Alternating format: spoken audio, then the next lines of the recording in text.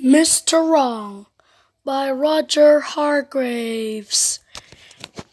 Whatever Mr. Wrong did was absolutely, totally, completely, utterly wrong.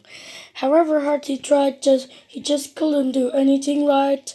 Just look at his house.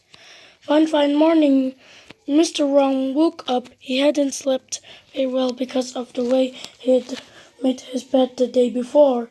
He jumped out of bed, fell over, put on his shoes, went to the bedroom, scraped off some toothpaste, cleaned his teeth, and went downstairs. Bump, bump, bump, bump, bump, bump, bump. Not a very good start to the day. In fact, his usual wrong start to the day. In his kitchen, Mr. Wrong poured some milk onto his cornflakes and missed. As he sat in his kitchen that fine morning eating his dry cornflakes, he sighed. "Oh dear," he thought, "I do so wish that everything I do wasn't quite so absolutely, totally, completely, utterly wrong." So after breakfast, he went for a walk in order to think how he could solve his problem.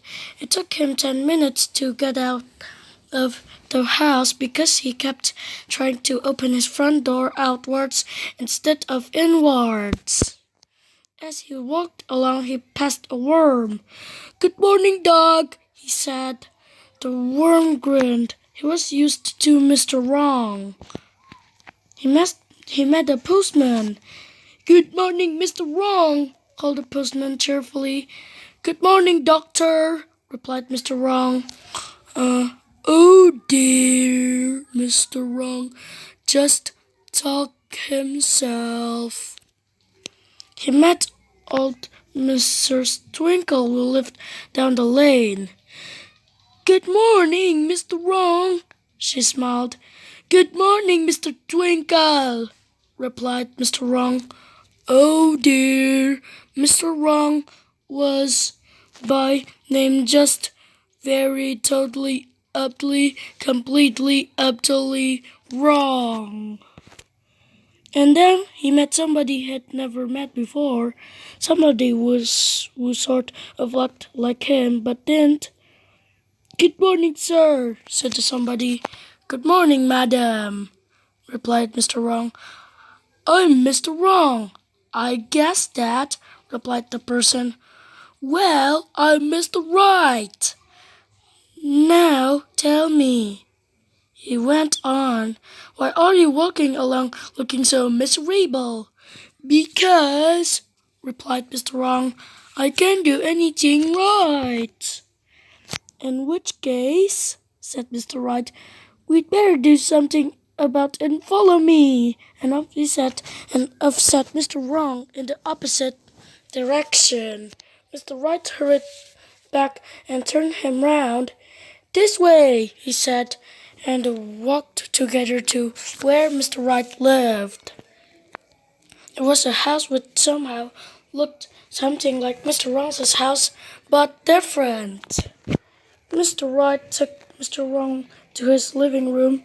"I think," he said, "that the only way you are ever going to change is for you to come and live with me for a while, and you may end up being not quite so absolutely, totally, completely, utterly wrong about everything. Sit down," he said, "and we'll talk about it." Mr. Wrong sat down and missed. Mr. Wrong stayed with Mr. Right for a month, and during that time changed. After 1 week, was slightly less wrong than he had been before. After a whole 4 weeks, he was a changed Mr. Man. You could hardly tell the difference between him and Mr. Right. Don't you agree? Mr. Right was delighted. Told you, he cried. Told you that everything about you might end up being not quite so absolutely, totally, completely, utterly wrong.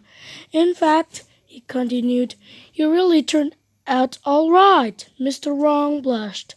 It was quite the nicest thing anyone had ever said to him in the whole of his life, and he went home and lived happily and right ever after.